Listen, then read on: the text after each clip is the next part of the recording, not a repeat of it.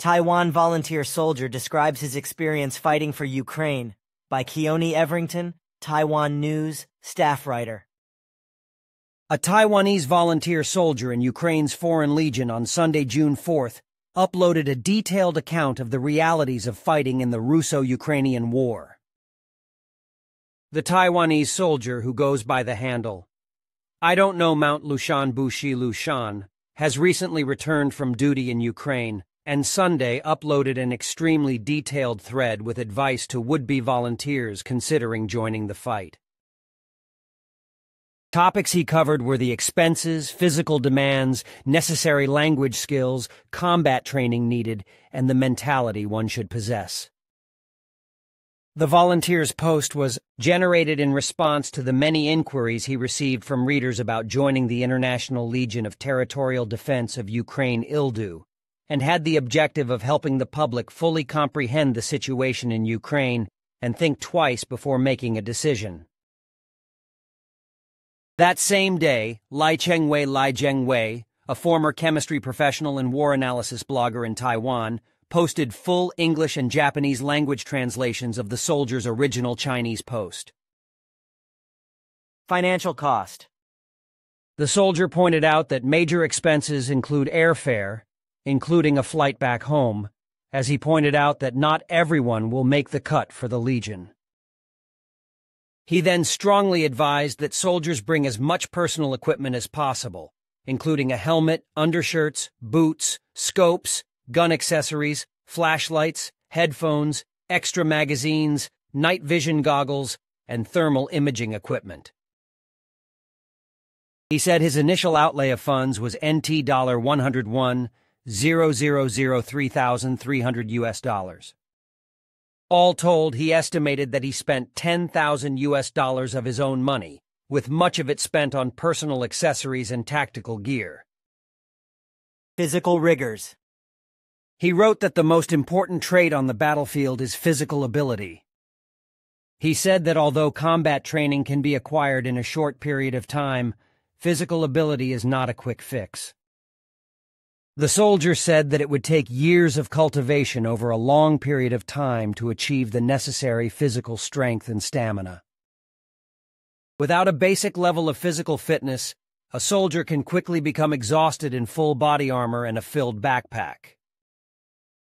For example, he said that all the necessary body armor and equipment combined with weapons, ammunition, backpack, food, and water will range between 30 kilograms and 60 kilograms. During urban combat, the soldier stated that one may have to fight all day for up to 10 hours without rest and carry 30 to 60 kilograms while running and climbing over walls and windows. Just to get to a specified location may first require marching through mud, forest, and ruins for several kilometers. Language abilities. According to the soldier, the lingua franca of the Legion is English, and without a basic command of the language, it will be impossible to understand the mission and orders of officers. He said that even those who have had elite military training are considered useless if they cannot communicate with team members and superiors. He said that people who are unable to even comprehend the English contract will not be accepted into the Legion. There are some exceptions made if there is a large number of soldiers who speak the same foreign language, but because there are so few Mandarin speakers in the Legion, English abilities are a must. Combat skills. The soldier explained that beyond training with rifles, it is important to be versed in a wide variety of weapons, such as machine guns, mortars, and grenade launchers from every corner of the world. For example, he listed the myriad of anti-armor weapons one will need to be familiar with, such as Javelin, NLO, AT-4, C-90, Matador, M72, RPG-7, and a plethora of the RPG series. Other important skills include combat first aid, mapping, radio, single combat skills, marksmanship, and team tactics. He stated that the month of basic is only meant to familiarize recruits with weapons, teamwork building, and simple first aid, and that soldiers with previous military or battlefield experience will be less of a liability to fellow troops. Mental attitude. The volunteer advised that the lack of sleep and intense physical exertion caused by long missions are taxing.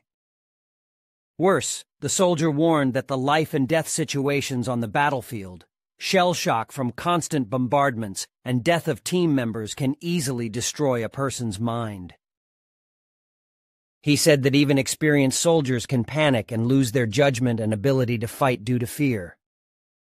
The veteran noted that his unit had a casualty rate of 50% and 20% of his teammates were killed in action. According to the volunteer, his platoon was annihilated twice and he was the only member to come out unscathed.